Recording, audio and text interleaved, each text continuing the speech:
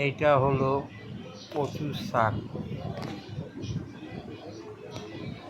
নমস্কার বন্ধুরা, আপনারা কেমন আছেন?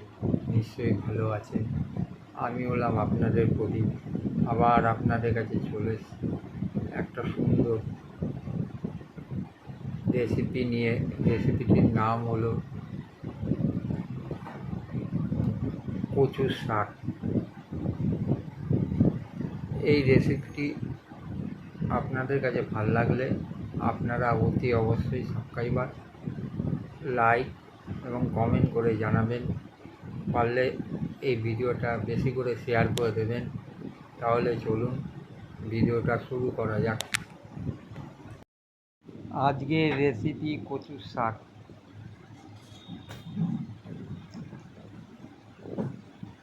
প্রথমে শাকটাকে ভালোভাবে কেটে নিলাম,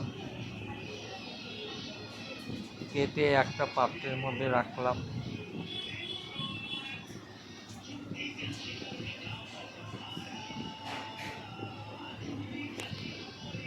তারপর সেটাকে ভালো করে ধুয়ে নিলাম, ধুয়ে একটা পাত্র করে চুলাতে বসিয়ে নিলাম সেদ্ধ করার জন্য।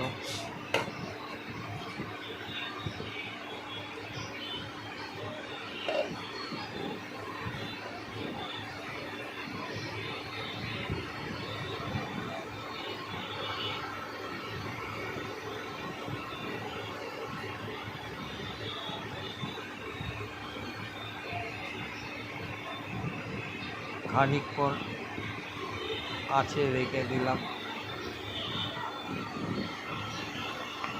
সেদ্ধ হয়ে গেছে আমার কচুর শাক। এরপরে আমি একটা কড়াইতে অল্প পরিমাণে তেল দিয়ে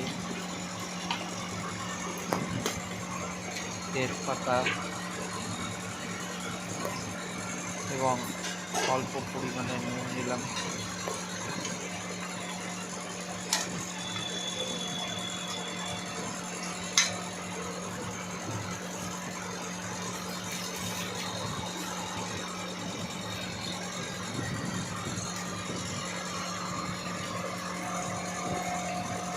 দুই একটা শুকনো লঙ্কা দিয়ে দিলাম চিড়ে।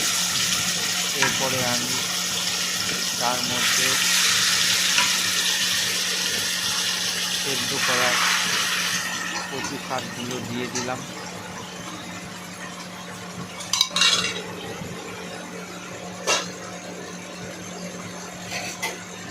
এরপরে সেটাকে ভালো করে নাড়াচাড়া করলাম।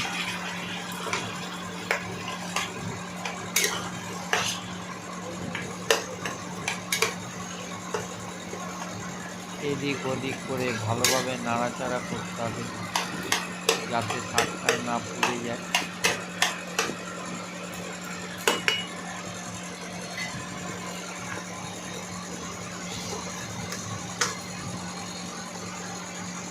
এরপরে তার মধ্যে অল্প পরিমাণে নুন দিয়ে দিলাম, অল্প পরিমাণে হলুদ দিলাম,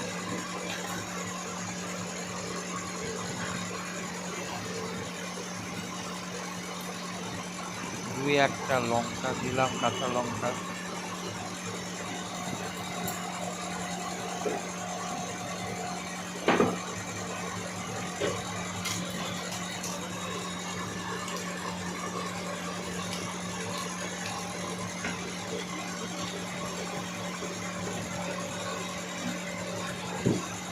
তারপরে তার মধ্যে একটু জিরের গুঁড়ো দিয়ে দিলাম, দিয়ে ভালো করে নাড়াচাড়া করলাম।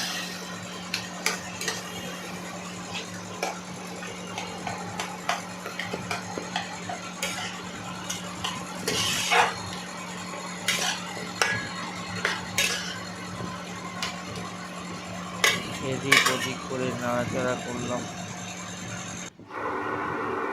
এইবারে খানিকক্ষণ আঁচে রেখে দিলাম যাতে